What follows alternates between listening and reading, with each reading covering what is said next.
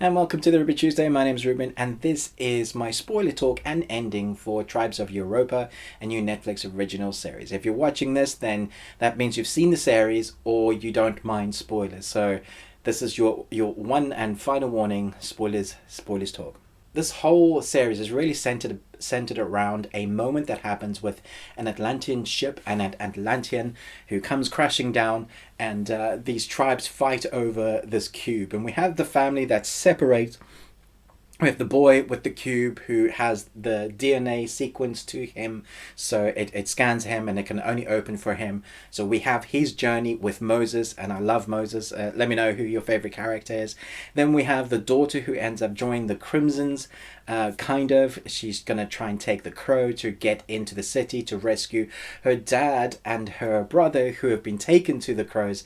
And eventually, after we've had a few moments, well, a couple of episodes of them learning what the crows are about, the dad gets centered with the leader, the son gets centered as a slave and works his way up to being able to fight in this pit. And he ends up having to fight his dad, which was like a horrific moment that you knew was coming, but you were kind of willing it, well, at least I was willing it not to happen.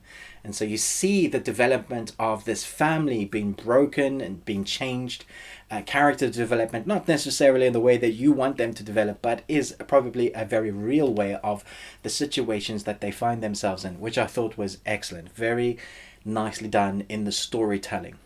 But the main thing, I guess, people want to know, well, what is going to happen with the Atlantean cube? So once the kid throws the cube into the ocean, we see the massive cube come out.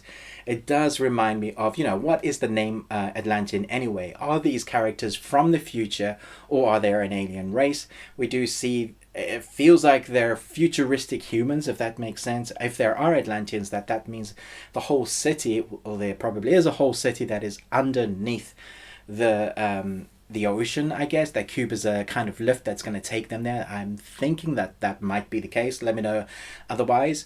I also think that impending doom, we've seen the clouds where the cube showed everybody what was coming. It's taken over the other lands and it's going to hit Europa, and that's why so many people are coming in and trying to leave, because there's this impending doom that everything it touches wipes it out. I think it's a swarm of nanobots or that have gone crazy and basically just eating and swallowing everything up as they go, destroying everything. So I feel like it's an alive sentient beings or something like that.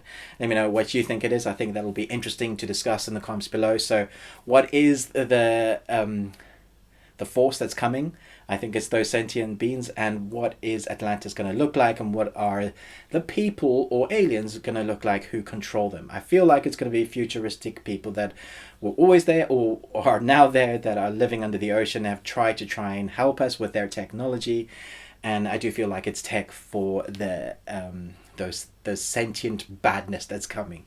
So then we have the son, who is now a full-fledged crow, who's kind of changed a lot. You see, you're willing him not to lose his innocence, and I feel like that woman that is his leader, basically, who he has to obey completely, does feel a lot for him. Many times she's looking at him and you can see tears in her eyes. She's not actually crying, but you can see the emotion in there. And I think the acting in this, for the most part, has been good.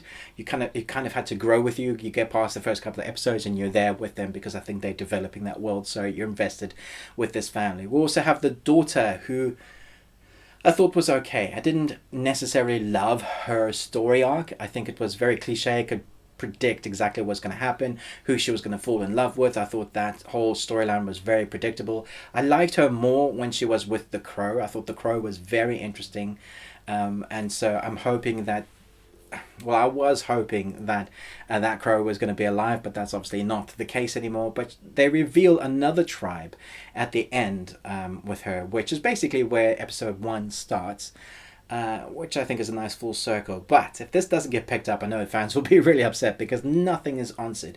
our players have been set up on the chessboard. They're at every different angle, especially this family. The family is broken apart. They've lost their father now. So now we have the siblings that are alive, but they're all very different. So what season 2 is going to look like could be very, very different. Let me know in the comments below where you think this is going. Hit me up with some of those theories of where you think it's going to go. You've heard mine. Now we're going to chat in the comments. Thanks so much for watching this, but most of all, until next time, remember, live long and Tuesday.